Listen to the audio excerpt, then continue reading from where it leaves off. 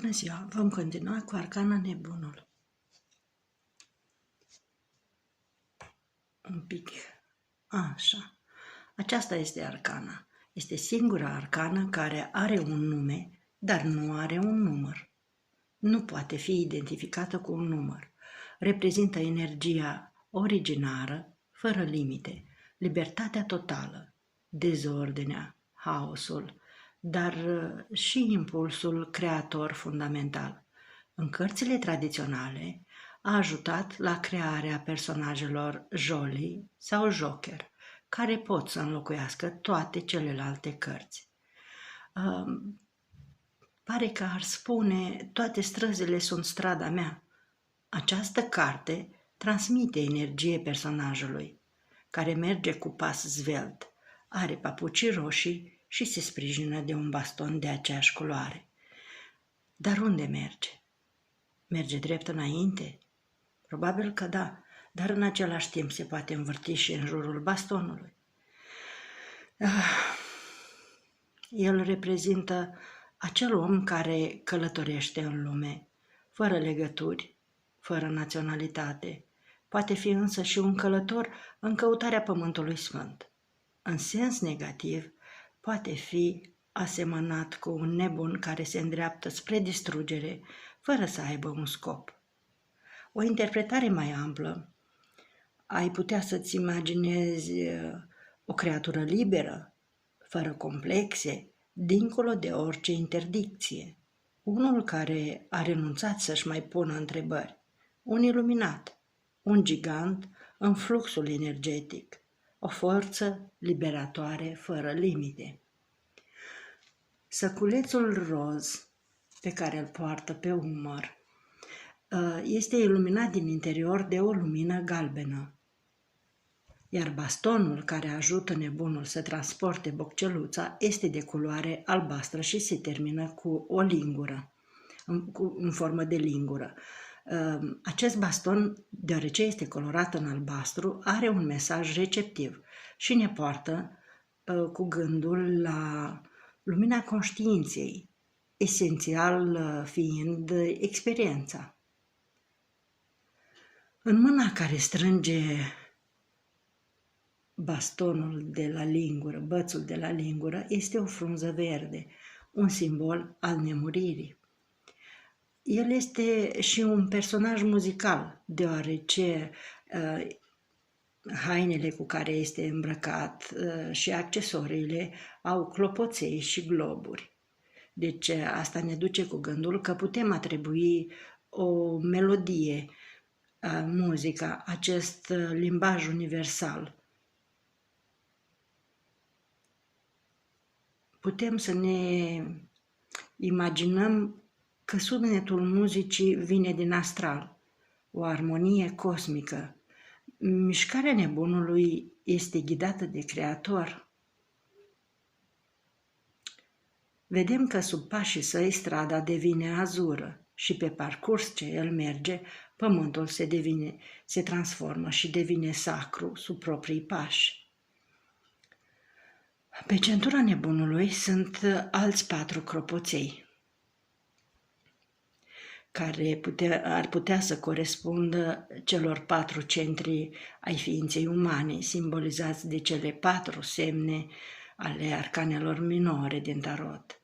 Spadele, care reprezintă intelectul, cupe, emoțiile, monedele și bastonii, sexualitatea și creativitatea. Nebunul este furnizorul unei energii luminoase la toate nivelurile. La toate nivelele.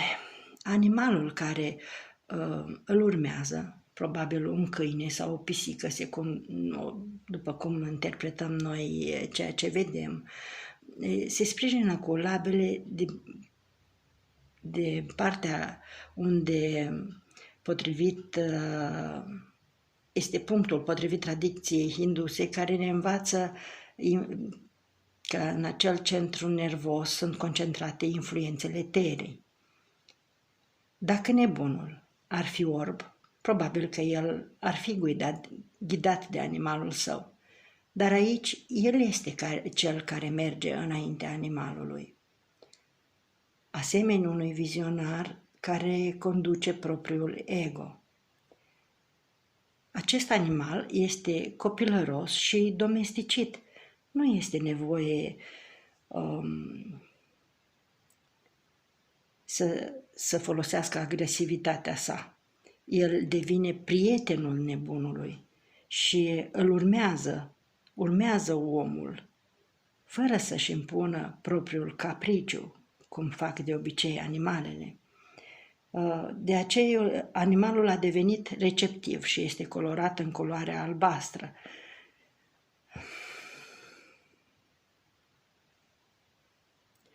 Acest prieten al nebunului, care îl împinge de la spate, ne duce cu gândul a asemăna acest animal cu trecutul unei persoane.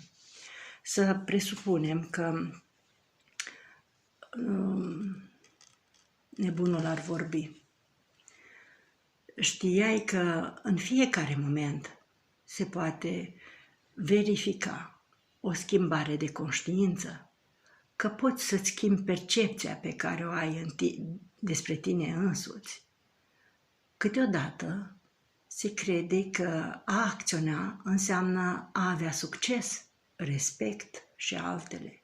Eroare. Dacă vrei să acționezi în lume, trebuie să faci să explodeze percepția de tine însuți, care ți-a fost impusă, lipită în suflet încă din copilărie și care refuză schimbarea. Amplifică limitele tale la infinit. Fără limite, intră în transă. Încetează să fii propriul martor. Încetează să te observi mereu. Fii un actor pur. O entitate care acționează. Ai să pierzi noțiunea timpului. Până acum ai trăit pe o insulă a raționalului, trascurând celelalte forțe vii corelate energiei. Unește-te la oceanul inconștientului.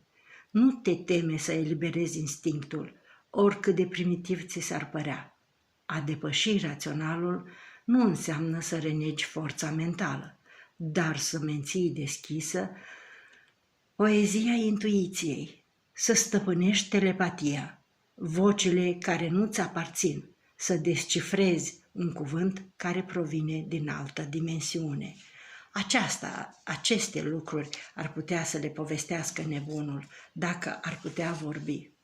Dacă suntem atenți un pic mai în amănunt și observăm hainele nebunului, sunt colorate în roșu și verde, ceea ce duce cu gândul că nebunul are în ființa sa viața animală, dar și viața vegetală, dar mânicile albastre indică acțiunile sale, simbolizate de brațe. E spiritualizată și căciula galbenă, exprima lumina inteligenței. Pe căciulă se observă prezența unei semiluni galbene orientate spre cer, situată sub globul roșu, care reprezintă recepția totală a conștiinței. Nebunul arată un puternic impuls de energie. Oriunde ar merge, poartă cu el impulsul vital. Dacă se îndreaptă spre o carte, poartă cu el toată energia. Dacă se îndepărtează sau stă cu spatele, cum spunem noi, la o carte, abandonează o situație pentru a se dedica cu toată forța la un alt proiect, într-un alt loc, o altă relație. Reprezintă, deci, o liberare sau fuga. Materială, emoțională, intelectuală sau sexuală, sunt foarte multe moduri de a fugi. Trebuie să știi în ce anume pune consultantul toată energia sa.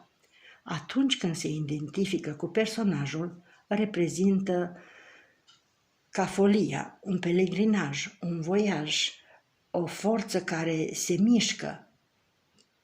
Problema e în care direcție se mișcă. Nebunul nu are preferințe. Această carte poate semăna energia, poate hrăni sau dezbrăca cărțile din jur. oglinda lui ar putea fi scheletul. Nebunul relevă capacitatea de agire dobândită prin traversare inițiatică a nebuniei și a morții. Mulțumesc!